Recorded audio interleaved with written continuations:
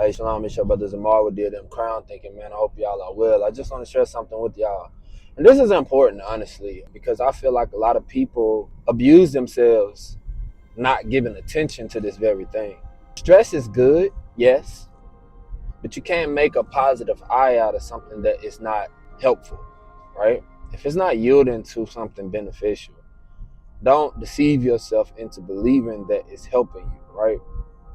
I've seen many people go down here recently in the past, and I'm sure I will see many other people go down because of this very thing. Stress is a beast. And if you don't tame that beast while it's attempting to take you down, that beast will destroy your life. I got a brother, man, a very good friend of mine, I would like to say, that I talk to occasionally.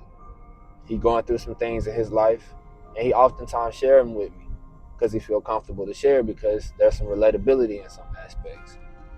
But I'm not, without me going into his personal situation, I'm gonna just bring up, he was telling me that he was watching a video, and this video reminded him to keep going. And it was a demonstration from a father to his children. And he picked up a cup that was filled with water. He said, this water inside of this cup is stress in your life. The longer you uphold this stress, you hold it for a minute, you hold it for 5 minutes, you start to feel a little weary. You hold it for 10 minutes up in the air, you start feeling a little weary. Now about at an hour time span, now your arm is starting to shake. It's starting to feel unbearable. He told the children, this is stress in your life. He said, what should I do next with this stress? And the children was trying to figure it out. He said, why don't you just put the cup down? Not that the cup is gone, but put it down. I thought that was an interesting dynamic and viewpoint to speak that. And even though that is somebody else's example, oftentimes, regardless of me attempting and putting forth my goal as somebody that can be a medium, a help, where people can benefit from me speaking from my experiences and from my life and the things that I've learned, I oftentimes learn from other people as well in pursuit of that. And something that helped me to do in that moment was definitely just be realistic with life. Stress will kill you. Stress will break you down to your last, and it will do it relentlessly. So I want to make this clear. It don't matter how gifted you are. It don't matter how strong you are. It don't matter how wise you are. It don't matter how brilliant you are. If you allow stress to take the high seat in your life, it will break you down until there is no more you, and it's just it moving to its next victim. All right, brothers, it is not strength to suffer and you've got to the point of unbearing and you don't ask for help. That's not wisdom.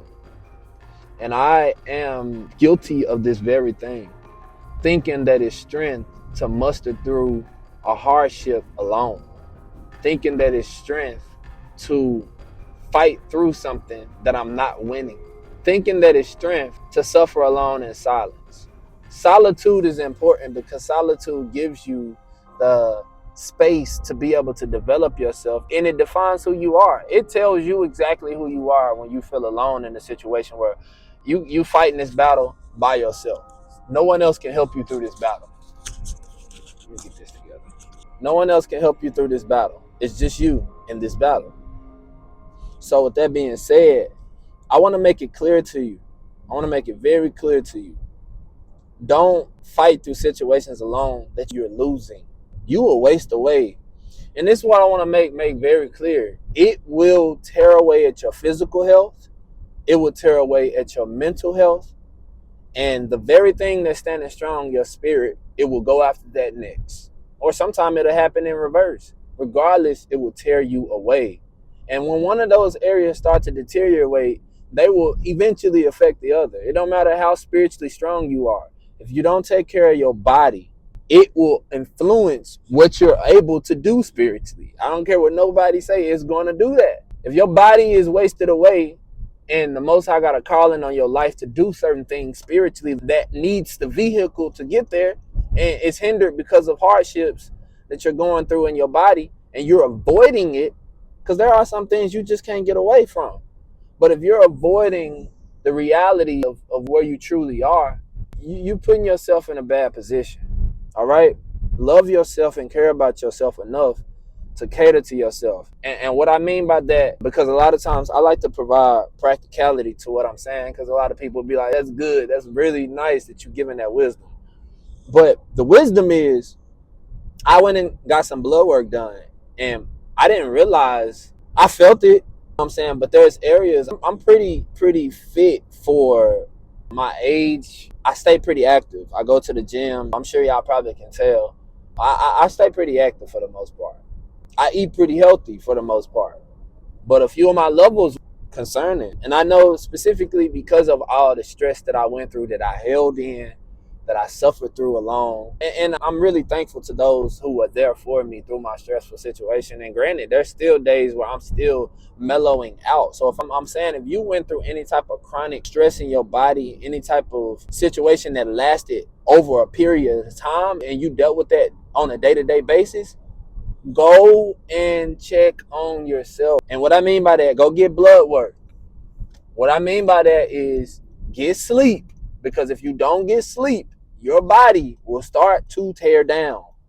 It was one period of time where I kept getting pulled muscles, stuff like that, like spasms and stuff like that. But those things were happening because of what was going on in my mind first, and then it would affect my physical, and that would start to tear at my spirit, because now that's all I'm leaning on is spirit, just trying to keep faith. Faith is a substance of hope for the evidence of things not. Faith is a substance of things hoped for, the evidence of that which is not seen. But this is the thing about faith. Essentially, we know without faith, nothing will be possible. But there is a point where the Creator doesn't want it to be about faith. And hear me out with discretion. He wants you to know, right? You want to have faith, but there will come a time period where faith will be the testimony. And we would just know that the Creator is with us in a way, right? I hope y'all understand what I'm saying when I say that. Faith is a resource and a tool for us to use now while we can't see Him face to face, while we can't see Him with the visible eye. You got faith that you're going to get a car, but once you get the car, you don't have to have faith no more. So don't blind yourself. When you know you're dealing with something, when you know you're stressed out, brothers, we are very guilty of this. And I'll be the first to tell you, I can still be guilty of it sometimes. Stress is not nothing. It's nothing to play with. It don't matter how fit you are. It don't matter how healthy you are. It don't matter how strong you perceive yourself to be. Get help. When you go through something traumatic, it don't matter. Get help. And get help may not be as critical as I'm making it sound. But if you don't get help and you just go through that stressful situation without giving attention to it, trust me, it's going to manipulate something within you. And when I say manipulate, I'm not talking about the common use of manipulate. I'm saying it's going to change something in you. It's going to change a lot of things about you. And granted, these situations can make you or break you, right? So with love, man, make sure y'all taking care of yourself. To my people that tap into them crown thinking, man, this is the crown of the day. Take care of yourself. Make sure you know how to deal with that beast, because if you don't deal with that beast, she'll bite you. She'll take you through that. Shalom.